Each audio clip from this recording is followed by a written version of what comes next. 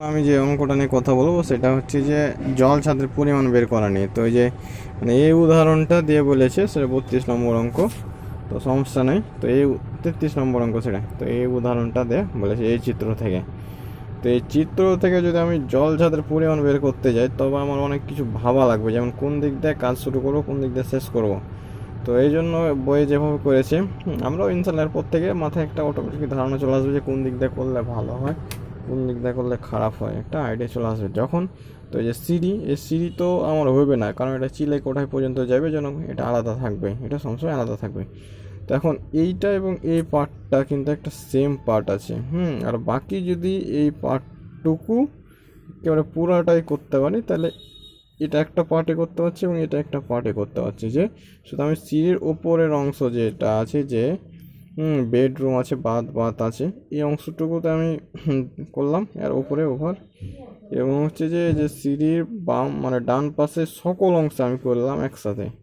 হ্যাঁ, L into B into H করলেই তো হয় টি, যেটা এইচ বলতে টি করলেই তো হয়, এই জন্য আমরা তো এখন যদি এই অংশটাকে তো করি যে সিঁড়ি ঘরের পিছনের বেডরুম ও উভয় বাথরুমের ওপরের অংশে, তো L into B into T যদি করি, এখন আমাদের গ্রুপ কাটা লাগে যে প্যারাপেট অল হচ্ছে কোন দিক দিয়ে উঠবে, যে মনে কর এটা হচ্ছে আমাদের এই যে দিক থেকে এদিক থেকে এদিক থেকে এদিক থেকে এই পর্যন্ত আমাদের প্যারাপেট অল উঠবে। তো এই প্যারাপেট ওয়ালের অভ্যন্তরে মানে ভিতরের দিকে আমাদের 3 সেন্টিমিটার মানে গুফ কাটা লাগে, খাঁজ কাটা করে কাটা লাগে, যেটা হচ্ছে 3 সেন্টিমিটার থাকে পরিমাণটা। তো এই জন্য এইখানে 3 সেন্টিমিটার প্লাস হচ্ছে আমাদের এই যে মাপটা আছে সেটা হচ্ছে 300, প্লাস আবার এখানে আমরা 3 করবো, 22ও করতে পারি, না না 22 করবো, এখানে 3 না করাই ভালো, কারণ পরেরটার সময় 3 ধরছি, বা করলেও একই, কোনো বিষয় না, কিন্তু মানটা হালকা একটু ডিফারেন্স হবে, তাছাড়া কিছু না। তো আমরা বেস্ট করবো কি, যে এখানে যেহেতু 3 নিয়ে নিয়েছিলাম, এখানে আমরা এর 22 পর্যন্ত নিয়ে নিব, পরে তখন এটার ক্ষেত্রে গুফ কাটবো, পরেরটা যেহেতু শুরু হয়েছে পরেরটা থেকে গুফ কাটাই বেস্ট হবে। তো এই হরিজেন্টাল মাপটা বা হচ্ছে এল এর মাপটা পেয়ে গেলাম 3 প্লাস 300 প্লাস 22, তাহলে মাপটা পেলাম 325। এখন আমি যদি বি এর মাপটা জানতে চাই, তো আমাদের বি শুরু ধরো এইখান থেকে এ পর্যন্ত যাওয়া লাগবে, তো এখানে গুফ কাটা লাগবে। 3 কাটলাম, এই 3 কাটলাম গুফ, এবং হচ্ছে এইখান থেকে ভিতরে মাপটা আসে, এই পর্যন্ত মাপটা আসে হচ্ছে এই যে 170, আবার হচ্ছে এটা বলতে পারি 25, আবার হচ্ছে যে এইখান থেকে পর্যন্ত 440, আর হচ্ছে গুফ কাটা লাগে 3। অথবা এই দিক থেকেও বিষয়টা খেয়াল করলে হয় যে এখান থেকে ডাইরেক্ট এ পর্যন্ত মাপই দেওয়া আছে, 635 মতো আর কি মাপটা দেওয়া আছে, সেই মাপটা মানে ডাইরেক্ট আমরা লিখতে পারবো। 635 দেওয়া আছে, যেখানে গুফ কাটলাম 3 এবং এখানে কাটলাম 3 আর মাঝখানে 635, এটাও বলতে হয়। তো আমি যেটা করেছি যে 3 দিলাম, তারপর হচ্ছে 440-এর উপর থেকে নিচে নেমেছি, 440 প্লাস হচ্ছে যে 25 প্লাস 170 প্লাস হচ্ছে 3, উপর থেকে নিচে নেমেছি, কোনো বিষয় না। L into B into H করলেই ওইটার মাপ পেয়ে গেলাম।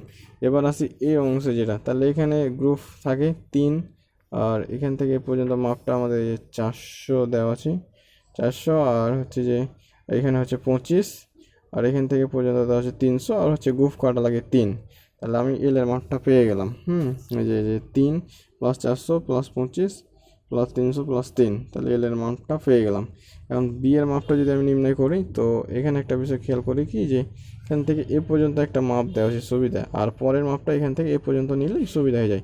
আমি যদি আলাদাভাবে করতে চাই এদিক দিয়ে মাপ মানে একটা ভুল হওয়ার সম্ভাবনা থাকে, মানে ব্যাটারা করে কি সঠিক মাপ দেওয়া রাখে না চিত্রতে, অনেক সময় মানে ওরা তো ক্যালকুলেশন এরকম করে না, যার কারণে ভুল মাপ দেওয়া থাকলে সমস্যা হবে তার জন্য।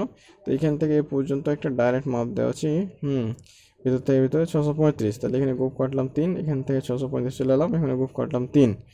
এখন এখানে যদি চলে আসি, এখন কলাম এই যে 25 নিলাম, তো এবার এখান থেকে না গুফ কাটা থাকবে না, এখানে হচ্ছে যে 3, প্লাস হচ্ছে 625 প্লাস হচ্ছে আমাদের 25 প্লাস এইখান থেকে এই পর্যন্ত ডাইরেক্ট একেবারে 530 প্লাস হচ্ছে 3।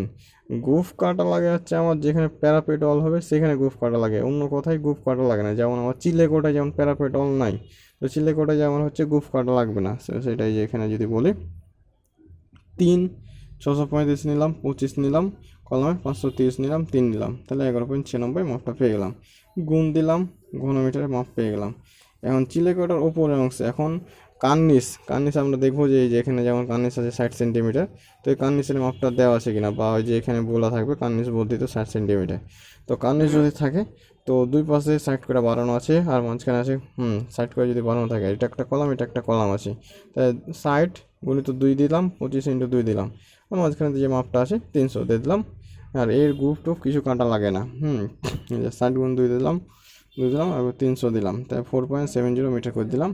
এবং একইভাবে যদি এখন এটা এইদিকে মাপ আসে প্রস্তুত দিকে, তো এবং 60 থাকবে, 60 গুণিত 2, 25 গুণন 2, আর বাদ বাকি হচ্ছে 530।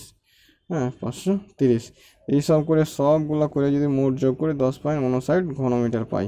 তো এই ছিল একটা, আরও কয়েকটা আছে, সবগুলো শেয়ার করবো ইনশাল্লাহ।